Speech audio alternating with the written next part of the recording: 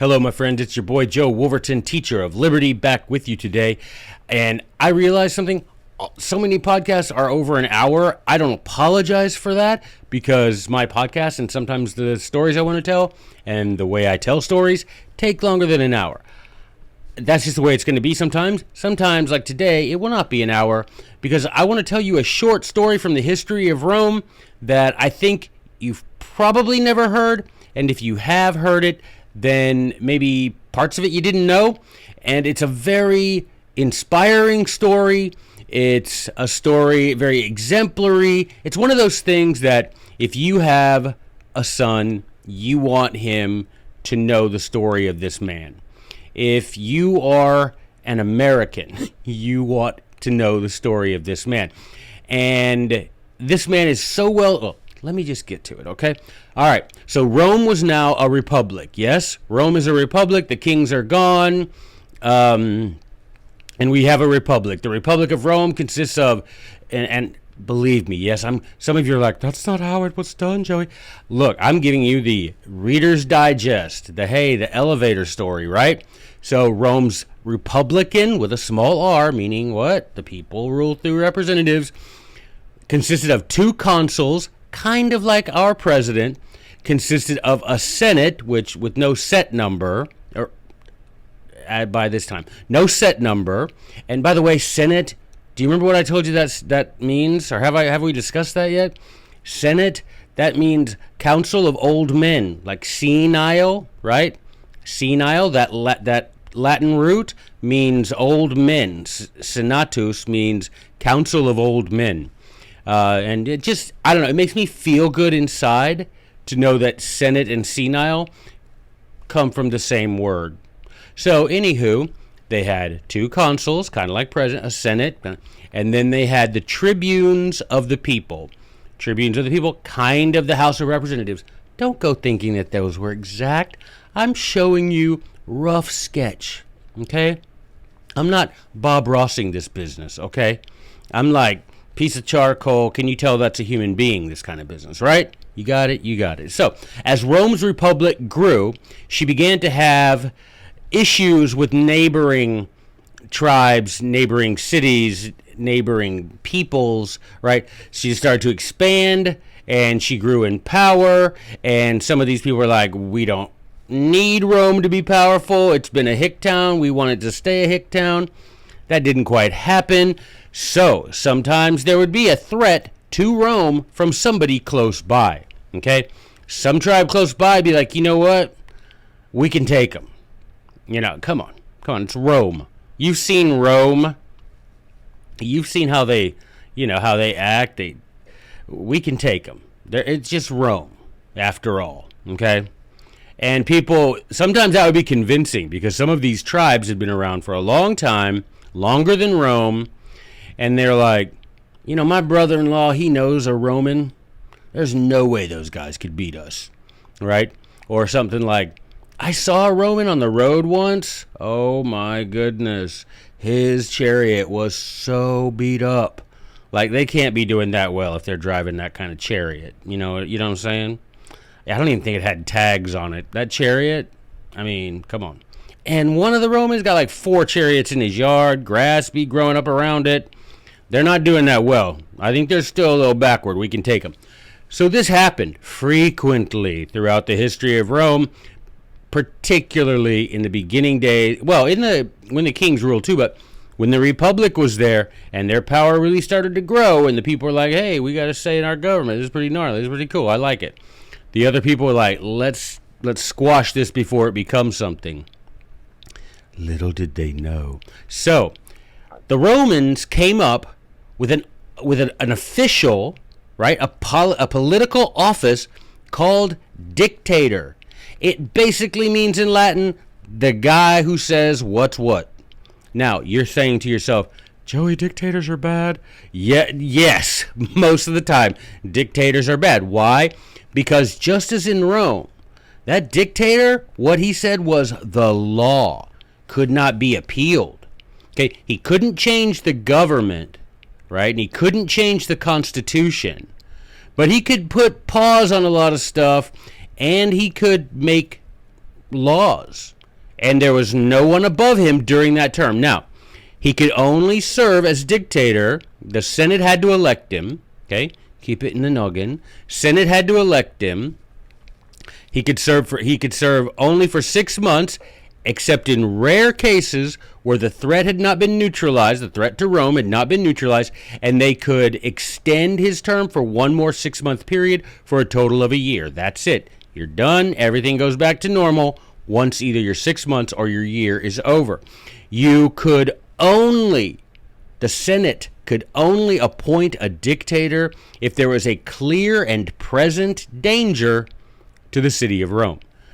Not any of this, hey, we hear that there are some Chinese people that are fixing to head to Italy. And he's like, we need a dictator. No, we don't. Clear and present danger to the city, like, one of the watchmen standing up there, and he's like, hey, what's up? Where you guys from? Arrow, right? That's a clear and present danger. Why he was being so friendly with strangers? I guess he was from the south. He was from southern Rome. Because a northern Roman would be like, hey, what are you doing here? Why are you in Rome? No. Anywho. So, dictator. Only when the city was in clear and present danger. Only for 6 months. Could be extended to a year if absolutely necessary. Appointed by the Senate, right? Could not be overruled. Had power over the army. And this is my favorite thing about him. Have you ever heard of the phrase? Now, being from Memphis, this phrase, I think I have a tattoo of it somewhere on my body. I think it's a rule. But, no, I really don't. But I should. Write that down. Okay. Someday someone's going to look in my commonplace book for this time and be like, dude just wrote, get a tattoo. Why did he get one? And then they're going to be like, oh my gosh, I wonder if he got a tattoo. My grandpa was a freak. Anywho, so this is the phrase. Now, in English, have you heard the saying, take care of business, TCB? All right. A famous saying, Elvis, he famously gave all his little crew, he gave them little lightning bolts that said TCB, meaning take care of business, meaning let's get things done, right? Well, the Roman Constitution had like the Roman equivalent of this, which was RGC, Res Gerunda Causa, which means basically TCB. Res Gerunda Causa means get the thing, get whatever the cause is, finish it up. Get the thing done. TCB. So the dictator, one guy, appointed by the Senate, 6 months, maybe 12 months, right? All powerful, no appeal, control of the army, power over life and death, couldn't change the Constitution. Let's see, what else? What else am I missing? Yeah, that was about it, right? So, one time, we have, and TCB, baby, he's got a TCB, he's got a RGC. When this is coming, your job as dictators and say, this is a nice office. I'm not kidding you guys. This is a nice, and hey, having 24-inch rims on my Chariot, that was pretty dope. Do I get some clothes? Do I get a clothing allowance? How's that work? What was the deal with that? Can I get like a toga, like maybe in a hound's tooth? Like what are some of the perks? Do I get like a special chariot with like a command center inside in case one of these tribes nuke us? No, none of that. You had one job, and that was the TCB. That was the RGC, Res Gerunda Causa. Your thing was to get rid of that clear and present danger. And that was it. Now, was that risky? Of course it was risky. And throughout the history of Rome, we're going to see it was risky. Hashtag Julius Caesar. If I have all power, guess what I am? Dictator for life. Right? That was... that's like, the genie. You get 3 wishes. My first wish, I want unlimited wishes. That's kind of like what Caesar did. You have unlimited power, but you can only have it for 6 months. Well, with my first act of unlimited power, I want to make my power unlimited and without an end. What did he do? I just threw the Uno reverse card. But then someone else threw the Uno reverse back at him, and Anywho, not part of the story today. What kind of part of the story? Because dictator. It was a good thing, they thought, because ultimately, why didn't they just have the Senate and the consuls and the tribunes handle it? The idea was, and this was debated in our Constitutional Convention, and is why we have one president. Do you know they agreed to have 3 presidents? They agreed to let Congress elect the president. Anywho, Joey, go back to the story. Dictator, they wanted one guy because in a time of clear and present danger, they thought, we don't want to have a bunch of debates in the Senate and the tribunes. We don't want to have this. We don't want to have a bunch of debate about what should we do, because this is they're coming for us. We want to appoint one guy that the Senate says that guy will not abuse his power, plus he's really good at army stuff. Plus he'll TCB/RGC. We know this guy. Let's give him, we'll run that tiny risk of him abusing his power. But one guy has to make decisions with himself. A Senate and tribunes, they'd argue and pass bills and resolutions, and you know what I'm talking about. So in a time of war, you get one guy. It comes down to our Constitution. In a time of war only, we'll have a video about that, the president becomes commander-in-chief of the military in a time of war. That comes to us right from this dictator. Now, they didn't say that because that would have been weird, because dictator got a bad name. Because of the aforementioned Julius Caesar. Julius Caesar was a terrible man. He murdered millions and enslaved and murdered millions of Germans, probably some of your ancestors if you're English or German or French. Thanks, Julius, for being such a swell guy. Swiss cheese. Anywho, dictator. Now in the story, I'm going to give you this story all about how my life got turned upside down. No, I'm not going to tell you anything about that. What I'm going to tell you is one time, the Romans were under attack by a tribe called the Aequi. The Aequi were like, we can take them. Everybody in Rome, no idea. Doodly doo doo doo. And suddenly the Aequi were like, one of the guys like, hey, what's up, Aequi? And they're like, quick, we need a dictator. All right, now, what did they do? Obviously, they were in this clear and present danger from the Aequi. Things were going bad. Rome was, panicking. So the Senate, first of all, they call one of the consuls. They say, hey, consul, maybe it's not so bad. Remember, 2 consuls, kind of like presidents. Hey, you got some experience in the army. Maybe you can handle it. No, he cannot. No, he cannot. We need a dictator. So they elect a man, Lucius Quinctius Cincinnatus. Sound familiar? Cincinnatus? Baby, if you've ever wondered. Anybody who gets that reference and puts it in the comments, I will think you're cool. I won't give you anything because I don't have anything. But I will think you're cool if you got that reference. Lucius Quinctius Cincinnatus.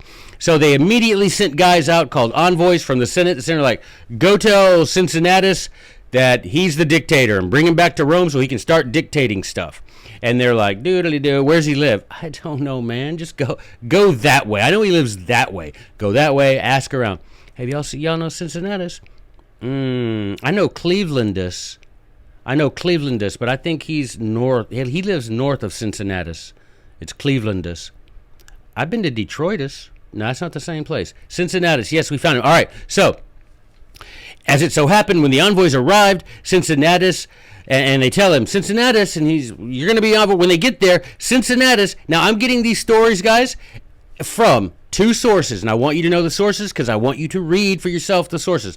First, the Antiquities of Rome, written by Dionysius of Halicarnassus. Just look it up. Dionysius of Halicarnassus. Antiquities of Rome, book 10, around 17-ish, maybe 15, but somewhere around there, okay? Dionysius Halicarnassus, Antiquities of Rome, book 10. Then, my man Livy, History of Rome, book 3, somewhere around chapter 24. Livy, History of Rome, somewhere, book 3, definitely book 3, somewhere around 24-ish through like 28-ish. All right, so the envoys come up. They come up to Cincinnatus, and they're like, to tell him, hey, guess what? You're the man. You're the el mero mero now, right? You are the man.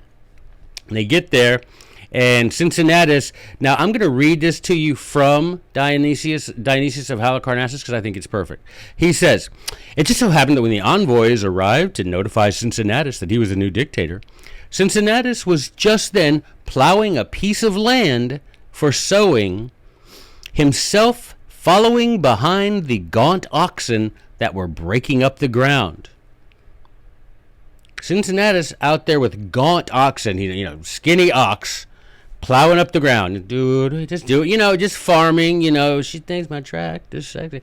He's just out there doing his thing. Probably got his, John Deere hat on. He's just a little therapy out in the field, plowing. The envoys come up and they're like, I think we got the wrong guy. That's not the guy. Look at that dude. So he says that Cincinnatus was not even wearing a tunic. He just wore some small loincloth and a cap on his head. Then Cincinnatus looks out and says, there is a group of people coming up here. What? So he stops plowing. He's like, what is going on here? There's never a group of people at my farm. Because a little farm. I'm just a little farmer. Why are there a group of people coming to my farm? So he stops plowing for a second. One of the envoys is like booking it. He's the faster one, the one that wouldn't get eaten by the bear. And he says, hey, what's up? And the guy's like, hey, can I ask you to put on a toga? That man skirt, too little. I can't concentrate when you got that man skirt on. Can you put on a toga? And, so he says, and this is important. It says that what I'm about to tell you is important not only for yourself, but for us and for the entire republic. And he's like, is everything okay? He's like, just put on a toga, and when you get back, we will discuss what's going on. But we're not really here to tell you that. We're just here to take you back to Rome. But anyway, go get you. So he goes to his wife, and he said, his wife comes out, because his wife, out of her little house, sees these people, like, oh no, what's he done now? Who is he angered now with his posts on Facebook? Ugh. Is he wearing that MAGA hat again to plow? I know. Someone's mad now. So anyway, she comes out, and his wife's name Rasilia, by the way. And she's like, fellas, what's up? And he's like, go fetch my toga. Go fetch my toga, the good one. Go fetch my good toga. She comes, brings the toga out. It said, and this is so, guys, this is so endearing about this guy. Cincinnatus, a million reasons to love him. But it says, when he'd put his toga on, he wiped off the dust and sweat and then spoke to the envoys. Guys, have you ever seen like a video or a picture of people at a baseball game like in the 50s? Do you notice they're all wearing, like, if they're not wearing a suit, they're wearing ties and nice trousers and a hat? Do you ever, like, not a baseball cap and pajamas?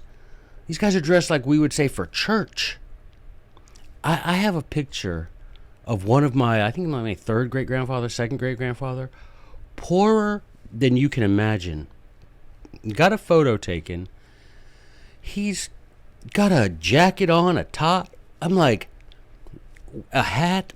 I'm like, where did this guy get this stuff? But the point is, that's probably the only one he had. He probably got it handed down from an older brother or something. But when you were going out in public, when you were doing things, like in this case, he has these visitors from the government. He's like, okay, let me get myself a little presentable. Puts on his toga, wipes himself clean, and then says, okay, now let's talk. There's something about that, guys. Our society, I think that there even is such a website as like People of Walmart, and the fact that if I say that, y'all get an image in your head. It says something about our society, guys. So here you got this poor farmer, Lucius Quinctius Cincinnatus, known to history as Cincinnatus. And the envoys come up and say, all right, so this is what's up. You are the dictator of Rome. He's like, I'm the what now of who? The dictator of Rome. We need to go. We're not got time for your little jokes, Cincinnatus. Because if you act up, we'll go get Clevelandus. He's just up the road a little ways.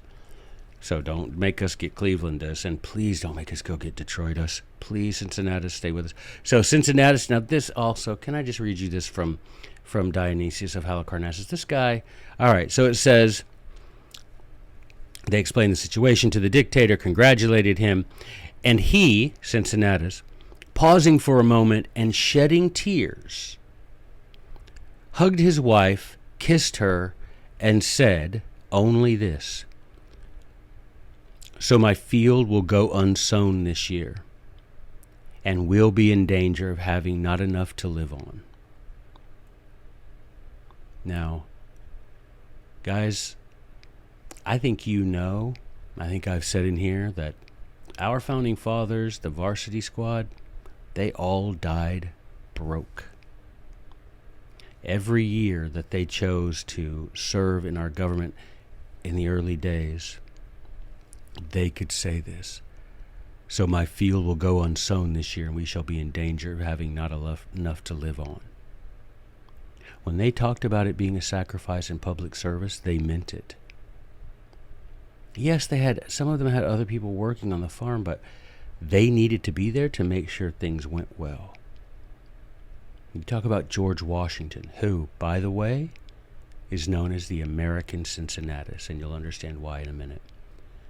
But George Washington fought that war 8 years without going home, the War for Independence. Think about that. None of them died.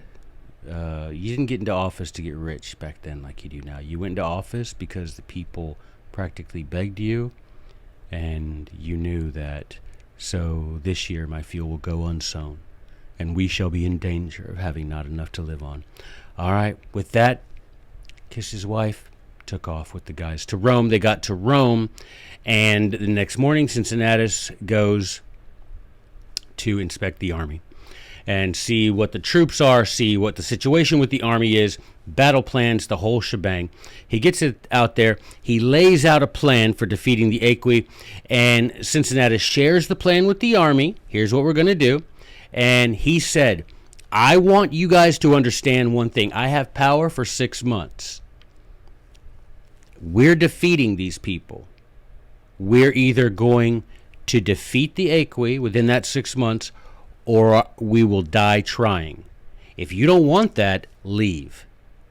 If that's not your attitude, leave. Some guys left. The rest of them were like, we like that guy. We are going to win or die trying, and we got 6 months to do it. Let's get it. Let's go. All right, so, he said, he had a really good speech. And let me read it from me. He says, we would either be victorious with those in 6 months or die, or we will die defending our wives, our family, our gods, and our city. That should sound familiar, right? We're going to die trying to, we're going to be victorious. Well, let's hope that. Let's go for victory.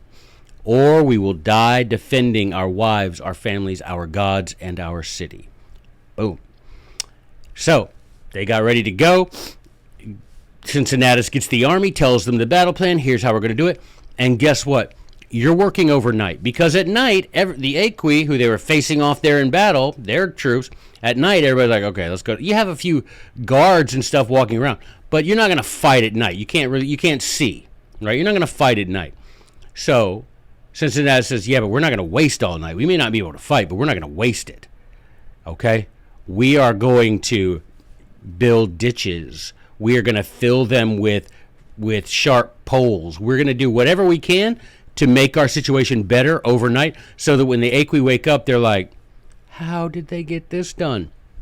You may remember that happened in the War for Independence, right? When we got those cannon, put those cannon up there and make the people, when the British wake up, they're like, where'd those cannon come from? Because they did it overnight, working all night. And the British general, remember, he says they have done, by 3 a.m., more than my whole army could do all day, something like that, in other words.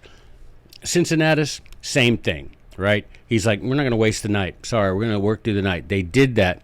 Now, I love the way that Livy talks about them being prepared for this battle the next day.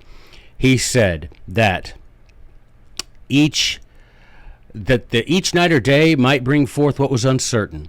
A single instant, he says, is often the turning point of great events in history. He's Cincinnatus saying this to the soldiers. He's like, so you don't think you're important? You are. Every single one of you is important. Your performance could be that tiny little thing that the gate of history turns on. And he's so, one of the commanders hearing this and feeling fired up. Can you hear? That guy is RGC, right? That's Cincinnatus. We picked the right guy. He is RGCing this business. And so the commander says, and I think this can be said, I think this should be said to our young men today. Make haste, standard bearer. Follow me, men. That was the attitude. Make haste, standard bearer. Follow me, men. Once more unto the breach, yeah? Yes. Yeah. Some of us won't make it.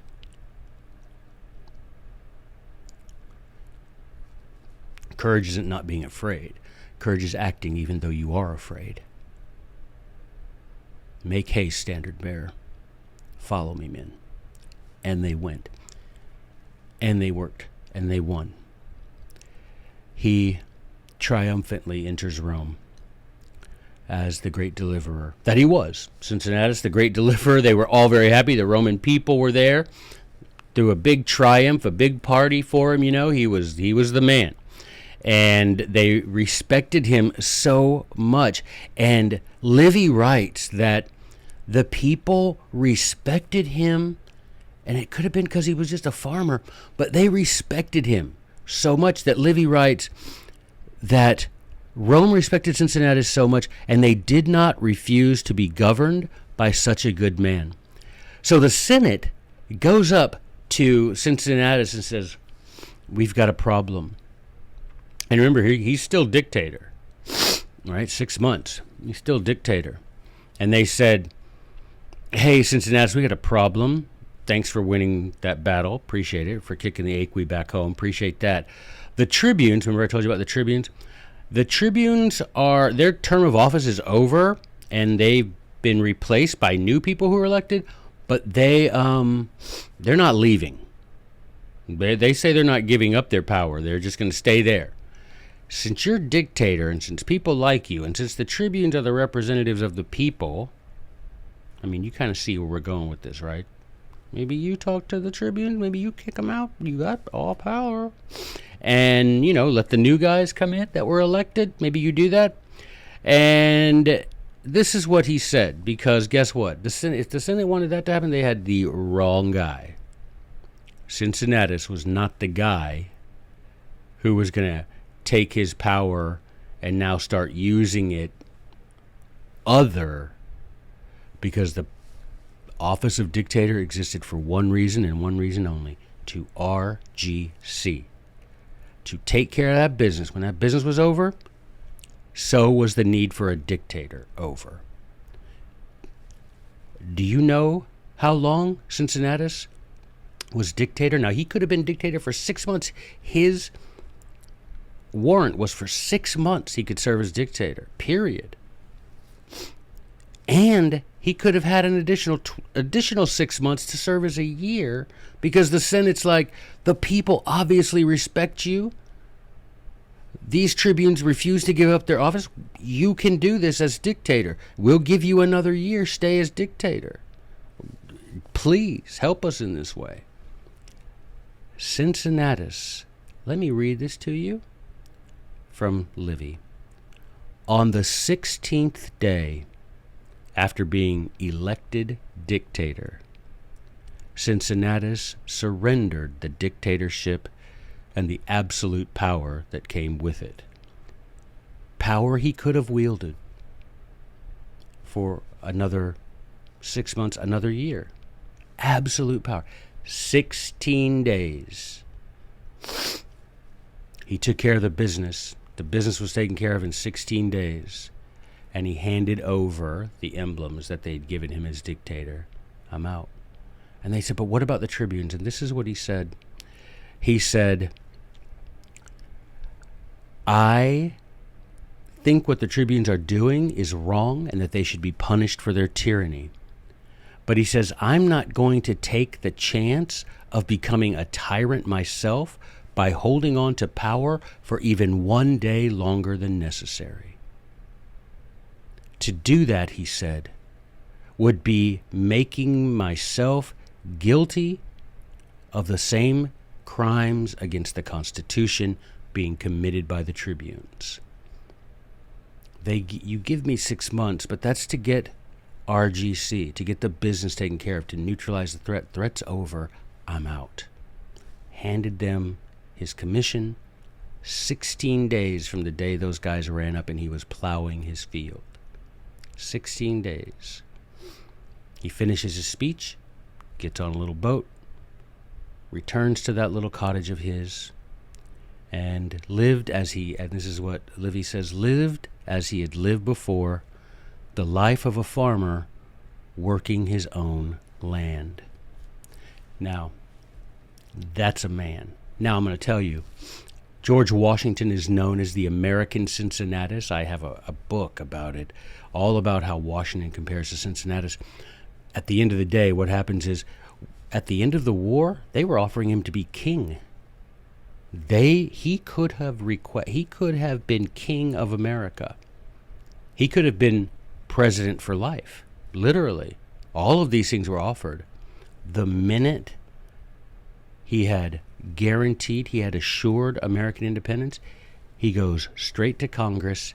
Here's my commission. I'm headed home to the farm. And he did. And for that, he's known as the American Cincinnatus because, guys, he could have had ultimate, unlimited power. Gave it back to Congress, headed home to the farm. Cincinnatus, they were begging him to stay. He said, I'm sorry, what's going on is bad, but I'm not going to run the risk of getting addicted to power. He got in a boat, went home. I'm sure he took off the toga, got in the field, started plowing again. Same day. I'm going to finish this up reading to you what Dionysius of Halicarnassus writes about why he, Dionysius, included this story. He says, I am led to relate these particulars for no other reason than to let the world see what kind of men the leaders of Rome were at that time. That they worked with their own hands. They led frugal lives. They did not chafe under honorable poverty. And far from aiming at positions of royal power, they refused them when offered. For it will be seen that the Romans of today do not bear the least resemblance to those men. But they follow the very opposite practice in everything, with the exception of a very few, by whom the dignity of the Republic is still maintained, and a resemblance to those earlier men is still preserved. Guys, it's time we look to our states and we start finding the Cincinnatuses among us. We need men like this who do not chafe under honorable poverty, do not aim at positions of royal power and would refuse it if offered, work with their own hands, lead frugal lives. We got to find Cincinnatus.